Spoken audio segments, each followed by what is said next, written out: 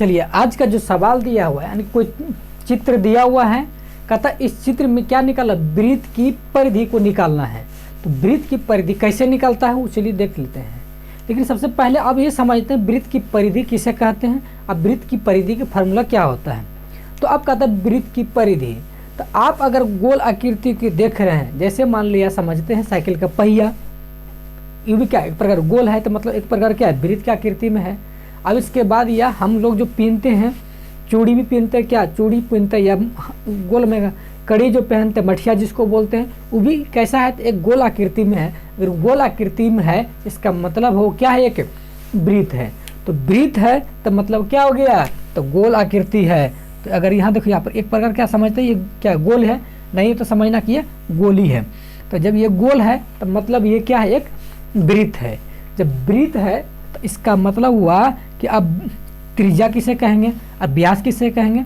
तो अगर व्यास कहेंगे पहले कैसे, देखो यहाँ से यहाँ तक अगर ये आकृति इस पॉइंट से अगर इस पॉइंट तक अगर मिला देते हैं, यानी कि इस बिंदु से लेकर इसके अंतिम बिंदु तक यहाँ अगर मिला देते हैं, तो ये इसको बोलते हैं हम जीवा। क्या बोलते हैं, जीवा।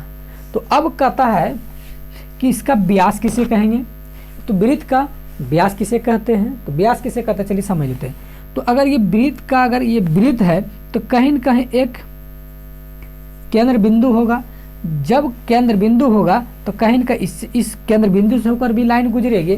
तो अब क्या करते हैं कि इस जीवा को इसके केंद्र बिंदु से होकर हम गुजार देते हैं। अगर केंद्र बिंदु से होकर अगर गुजरेगा तो उसी को बोल देते हैं वृत्त का व्यास। इसको क्या बोल देते हैं, वृत्त का व्यास। इंग्लिश में बोलते हैं डायमीटर और संक्षेप में यानी कि इसको लिखते हैं डी। तो अब होता है डी, इसका मतलब यहाँ से यहाँ तक की जो लंबाई ये डी है। तो अगर ये डी है तो इसको आधा लंबाई हम बोल देते हैं त्रिज्या, यानी कि यहाँ से यहाँ तक जो लंबाई और यहाँ से यहाँ तक का लंबाई, इसकी यहाँ से यहाँ तक ये वाला लंबाई और यहाँ से यहाँ तक ये लंबाई, दोनों आपस में क्या है, आर है। तो आर मतलब ये बोलते हैं क्या है, एक त्रिज्या है। तो अगर हम बोलेंगे व्यास, व्यास अगर बोलेंगे तो ये वाला लंबाई और ये लंबाई व्यास के बराबर होगा। तो मतलब हो गया यानी कि त्रिज्या प्लस त्रिज्या, मतलब ये वाला भी त्रिज्या और ये वाला त्रिज्या दोनों आपस में जुड़ जाते हैं। मतलब आर प्लस कितना हो जाएगा, आर, और व्यास को बोले हैं डी, इसलिए फार्मूला होता है डी बराबर ये कितना हो जाएगा 2r, यानी कि व्यास जो है ये बोल सकते हैं कि व्यास जो होती है त्रिज्या का 2 गुना होती है, इसलिए d बराबर 2r। या हम त्रिज्या बोलेंगे सीधा सीधे तो व्यास का बोल सकते हैं क्या, ये आधा है, मतलब d का ये आधा है। तो अब यहाँ प्रश्न आता है कि व्यास तो निकाल गया, त्रिज्या भी समझ में आ गया। तो बताइए सर वृत्त की परिधि का फार्मूला क्या होता है। अगर पूछेगा परिधि का फार्मूला कितना होता है तो आपको बताना है कि c बराबर जो फार्मूला होता है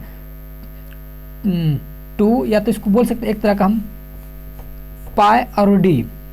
ये जो वृत्त का जो परिधि का जो फार्मूला होता है, पहला फार्मूला होता है पाई डी, और इस डी का मान हम रख देते हैं 2r। कितना रख देते हैं 2r, ये फार्मूला हो गया 2, यहाँ पर लिख देते हैं पाई कि क्या लिख देता है r, मतलब ये कितना हो गया 2 पाई r। अगर ये वृत्त का परिधि निकल गया, कब, इसका तब यूज करेंगे जब हमको त्रिज्या दिया है, इसका तब यूज करेंगे अगर डायरेक्ट व्यास दिया हुआ है। तो अब हमको निकालना है परिधि। तो परिधि मतलब निकालना है सरकमफेरेंस, मतलब c निकालना है, तो 2 पाई r। तो अगर ये समझ में आ गया तो हमको यहाँ पर यहाँ से यहाँ तक अगर लंबाई ये 14 सेंटीमीटर दिया है, इसका मतलब हुआ कि यहाँ से यहाँ तक की लंबाई भी कितना हो जाएगा, 14 सेंटीमीटर होगा। यहाँ से यहाँ तक लंबाई भी कितना हो जाएगा, 14 सेंटीमीटर हो जाएगा।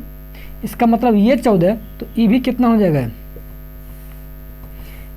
ये भी लंबाई कितना 14 सेंटीमीटर होगा। यहाँ से यहाँ तक भी कितना हो जाएगा, इसकी लंबाई भी कितना हो जाएगा, ये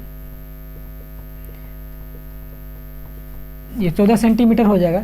लेकिन बट ये प्रश्न उठता है कि अगर ये 14 तो आर कितना, इसका मतलब हुआ कि इधर भी 14, इधर भी 14, इधर भी 14, इधर भी 14, सारे जगह क्या हो जाएगा 14 होगा। लेकिन अब बताइए सर जी अगर 14 ये जो दिया वो क्या दिया है, तो ये दिया है वृत्त का व्यास दिया हुआ।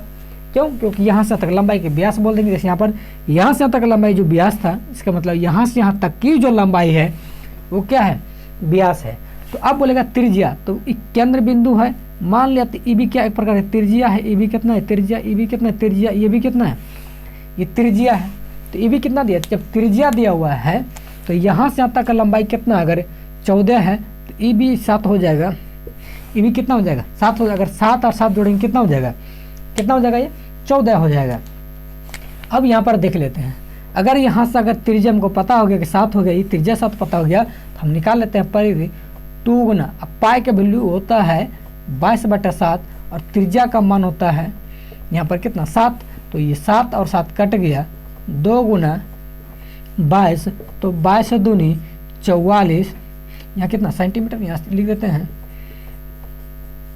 ये हो गया 44 सेंटीमीटर। इसका मतलब हुआ ये जो चित्र दिया हुआ था इसकी जो परिधि की बात करेंगे तो कितना हो जाएगा? ये 44 सेंटीमीटर। उम्मीद है ये आपको वीडियो पसंद आया होगा और सवाल भी समझ में आ गया होगा। अगर सवाल समझ में आ गया होगा तो वीडियो को शेयर और अपने दोस्तों को मेरे चैनल के बारे में ना बताना भूलें।